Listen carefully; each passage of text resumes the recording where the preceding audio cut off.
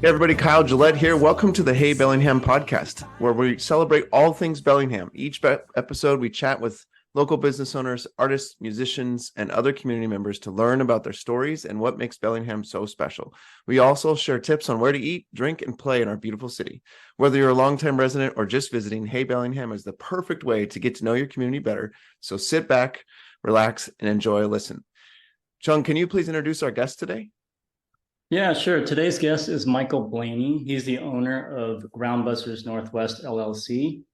They provide landscape and handyman services, and they service the Whatcom and surrounding areas. Michael was born in Arizona, but raised in Bellingham. Their mission is to make our community beautiful, one job at a time, whether it's your lawn or kitchen. Well, hey, everybody. Welcome again to another episode of the Hey Bellingham podcast. I'm excited to be here with Cheung Vong and Mike Blaney. So welcome, Mike. Thanks for being here. Yeah, thank you. I appreciate being on the show and the opportunity for it. Awesome. So, Mike, can you tell us a little bit about your business and how you got started? Yeah, so I own a landscaping handyman business. So basically, we got three divisions at the moment. Kind of just added carpentry to it. So we got a carpentry division, we got a landscape division, and a handyman division. And we do a lot of commercial work, but we're starting to move more into residential as well. Basically, got started about 6 years ago. Worked with my father-in-law on a weekend building a deck, and I was like, man, I could do this for a living, make a lot of money doing it, and yeah, decided to go into it. And I like the feel of building something from new. So I was actually going to school to become a doctor beforehand, and then stopped all that. Started just advertise, put a ad up on Craigslist, and ended up borrowing a truck and a shovel. And first job was, I think, manure, shoveling manure, and one thing led to another, and a lot of hard work and 7 days a week. Yeah, paid off to here. So basically how it started. Started from the ground up. That's a big difference from being a doctor. It was, yeah. My past experience was I was a caregiver, med tech, and going to be, going to school to become a doctor, physician assistant was a plan, and eventually move up to a doctor. And yeah, it's I didn't expect myself to be in this line of work either, but yeah, you and I have a similar history.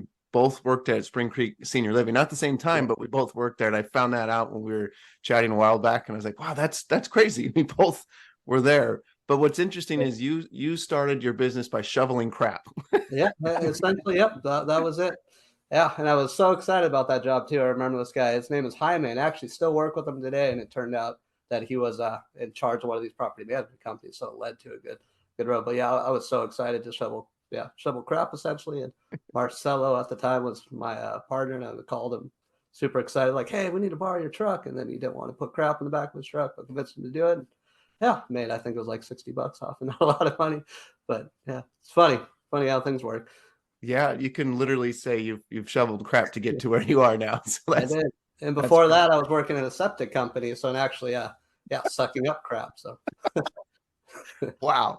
So what do you think got you intrigued to be an entrepreneur? I mean, you went from this path in the medical field to more of this entrepreneurial path. What do you think drove you that direction? I mean, I don't, I've always saw there's not a lot of, there's potential to working for other people, but there's a limit. And I kind of like doing my own thing. So that's about it. I don't like kind of taking orders from people after a while. I mean, I'll get to a job and then kind of work all my way up, and I don't see the future there. I want to be able to provide jobs for people, be able to not, have a cap on the amount of money that I make, and help other people and run a business the way I want to run it, because I've worked for a lot of other businesses and there's so many downsides to it. And, I want to kind of make my own and treat everybody right in the way that I want to be treated. So yeah, there's some great freedom in that. There is, yeah, it's great. So where do you see the future of your business going? I mean, the sky's the limit, but the future is basically, the plan is to open up multiple locations, which we're getting there now. We, pretty much opened up our second location in Mount Vernon. We might have to scale back on that a little bit, but yeah, I'm not going to get into details on that. But, open up about 3 or 4 and see how that goes. I mean, we could, I could essentially split up the business on the handyman side, the renovation side, just start doing, building apartment complexes. And yeah, it's kind of sky's the limit. But as of right now, just focusing on growing this company, turning it into a, $10-20 million business with multiple locations, and see where that takes us from there. So yeah, it's awesome ambition. Yeah. So what do you see in what are your core values for your business? Core values are professionalism. So we want to kind of professionalize the landscape and handyman, industry. So I think that's where it's lacking a lot is that, a lot of these companies, they show up with, not all of them, but show up, with a cigarette hanging out of their mouth. They're not professional. They don't answer the phone. Like if you call any landscaping company now, call about 10, I guarantee only 2 will answer the phone. So kind of do professionalism, communication is key as well. Inclusivity is also as well too. So we're kind of hiring, we as Bellingham, as we live in, you may know there's a lot of people around, a lot of mixed everything. And, we don't judge on that. And just, we have landscaping women, that do landscaping. And yeah, it's inclusivity is a huge one. And yeah, it's pretty much, I forgot yeah, we'll go with that. So when you think about your team, Yeah. what is it about your team that makes them successful and helps you to grow the business? I think, giving them support and freedom is great. So I kind of, I worked with you, Kyle, for a bit, which blue shirt coaching, which was great. So I gave them the freedom to make their own decisions or help them get to that point to where they can make their own decisions. So I think that's huge. Treating them like family, essentially. Like I have Travis, like you guys met him before, and Tom, he's our engineer as well too. But just guiding them in the right direction instead of telling them what to do. Be like, hey, what would you do? And just supporting them and giving good bonuses, raises, treating them like a person, and actually appreciate their their business or their employment here. And yeah. Why do you think it's so hard for business owners to get out of their own way? I think it's difficult because they want to work on everything themselves. They want everything to be perfect, and they want want a foot in everything that they do. Which is, if you want to grow, you can't do that. And that was kind of my biggest flaw too, was that I wanted to be put on all these different hats all the time and have a say in every little thing. And I think that's huge right there. That's why a lot of people get in their way. And if you can kind of conquer that, get out of your own headspace, the sky's the limit from there. So with everything you know about the city of Bellingham, what would you do if it was your first time visiting Bellingham? What would I do? I would go see the sights. Honestly, it's beautiful here. So I moved here from Arizona, and hey, yeah, this is a totally different world from Arizona. The first time I drove here, I couldn't believe how beautiful it was. I would go up to Chuckanut, go to Larrabee, and just take in all the sights. Go up to Mount Baker, go downtown, try some good food. That would be my recommendations on. Yeah. So when we're here the first time, it's the beauty of the Northwest. It's absolutely it's uncomparable to anything I've seen. So.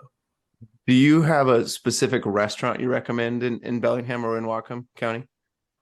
I like Mexican food. So any of the Mexican restaurants around here, there's one on Sunset.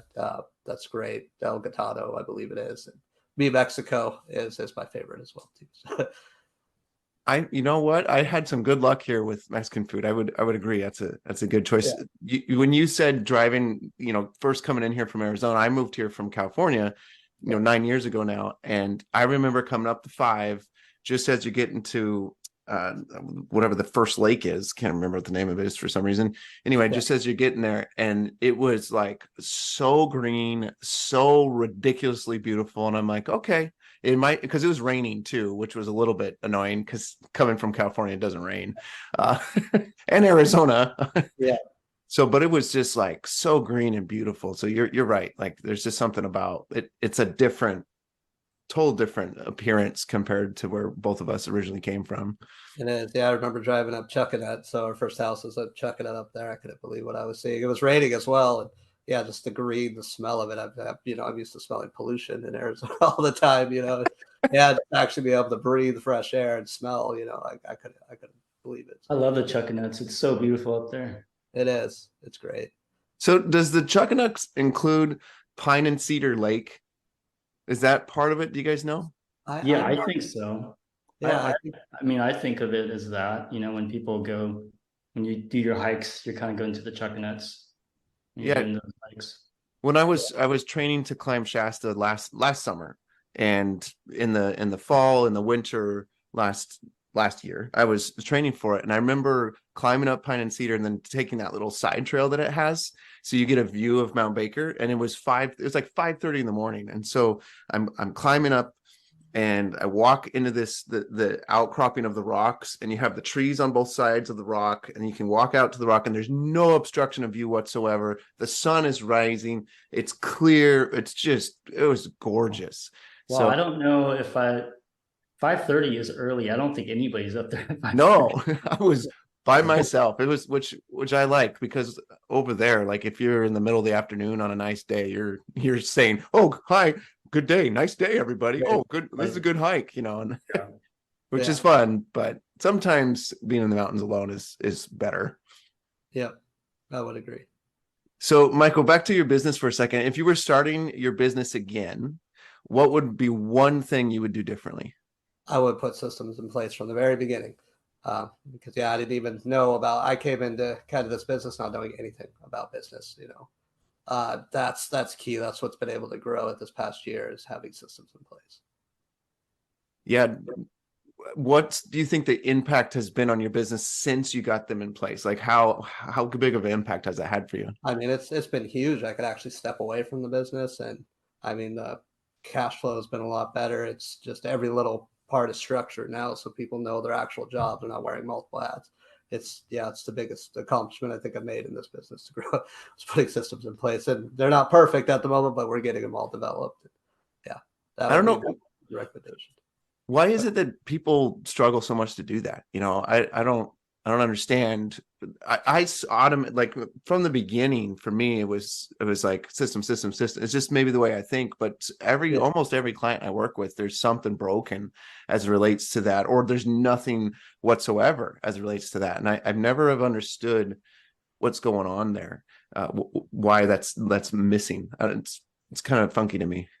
Yeah, I think it's because they just want to get to work, do the next job, and just kind of focused on, being in the business, working in the business instead of on it. So for me, it's just like, hey, I want to win this job. I got to go do this estimate. Okay, I got this job to do tomorrow. I never sat down and kind of overlooked, gave an overlook at the business or the future of it. I was just living at the moment. So I think that's probably why a lot of people do, especially in the service industry. So you were so successful, you got so many jobs, you couldn't create systems fast enough. Meanwhile, I was slow. And so all I did was create systems. It sounds like that's the difference. Right. Yeah. But I would do it your way if I had to start all over again. Right. Yeah. Right. That's great. Yeah. So Cheung, what's our third question? Third question. I think we just asked it. So let's do a third. Oh, that's funny that it's like that. Obviously, we're gonna have to edit here, Michael. But yeah, sorry about that. What is the one thing you would do? Oh, no, it's the same. So it's what is the? I'm sorry. Yeah. Go ahead. So what is the one thing you wouldn't do differently? Sorry, I read that wrong. So go ahead and read it again, Cheung, for edit purposes. Yeah. So Michael, what is the one thing that you wouldn't do differently about your business if you had to start over again? I would come in it with the same ambition and mindset that I had. So I had the mindset that I'm going to be successful no matter what I do. I'm going to make this thing successful. And, I would come in with that same mindset as well, and just have total ambition that, no matter what I have to work, how many hours I have to work, I'm going to get this thing off the ground. So I wouldn't change that for the world. I think that's been very helpful in getting to where I'm at and will be in the future as well, too. So, Mike, with other business owners listening, and maybe even some of your staff listening, what do you want to tell the community about your team, your business, that maybe they don't know, or you want them to know and better understand? Yeah, that we we are part of the community. We are local. We want to help, help Bellingham, grow and kind of, show that, we're a family here, and, help all the customers along the way. The one detailed thing is that, a lot of people don't know is that they think we just do landscaping. We don't. We got a whole handyman division, a whole carpentry division. And yeah, we treat our employees great and differently than a lot of these other companies that will treat customers like family. We're just not your everyday, typical service industry business. So awesome. Yeah. That keeps people around. And I know you have employees that have been there for a long time. Like this isn't, you don't have a lot of turnover. There's people that stick around for a while and are growing with you, which is such a cool experience to have as an employee, to watch the business you're in grow and you grow with it. I mean, that's super rewarding. That it is, yeah. So we love to have our guests bring a prize, and we're curious, what prize do you have for our listeners? Well, I'm gonna have this sweatshirt, but it's gonna be in orange. So I have some orange sweatshirts. So that'll be the prize that I'd like to give away, as well with a hat and a shirt as well too. So a whole ensemble. We're also offering 15% off first time customer. I guess it's not a prize, but figured I'd bring that up as well too. But yeah, the new Groundbusters Northwest shirt. Can't see the back there, but I don't know if you can see it. But yeah, Nice. quality made, feels great, comfy. So. Yeah, and if you do use Groundbusters Northwest, mention Hey Bellingham when you want that 15% off. Right. Yep. That'd be great. Awesome. So do you have a final word for us that you'd like to share with us or the audience? Anybody that's thinking of starting a business, just go forth and do it. Just make the jump and do it. I had a lot of hesitation, but just jump in and get it done. It's possible. So. Awesome. Well, Mike, thank you so much for being on the show. And for listeners, that was Mike Blaney from Groundbusters Northwest. Mike, can you tell us how people can reach you, how they can get connected with you and your business? Yeah, you can check out our website. It's a log address, but www.groundbustersnw.com. You can look at our company information. There's a request code on there. You can also call us at 360-739-2958. They would be happy to answer any questions or take care of any of your needs. So. Awesome. And we'll have that information in the show notes for sure. So for everybody watching and listening, this is the Hey Bellingham podcast, and we celebrate all things Bellingham. Each episode, we chat with local business owners, artists, musicians, and other community members to learn about their stories and what makes Bellingham so special. We also share tips on where to eat, drink, and play in our beautiful city. Whether you're a longtime listener, resident, or just visiting, Hey Bellingham is the perfect way to get to know your community better. And thanks for listening.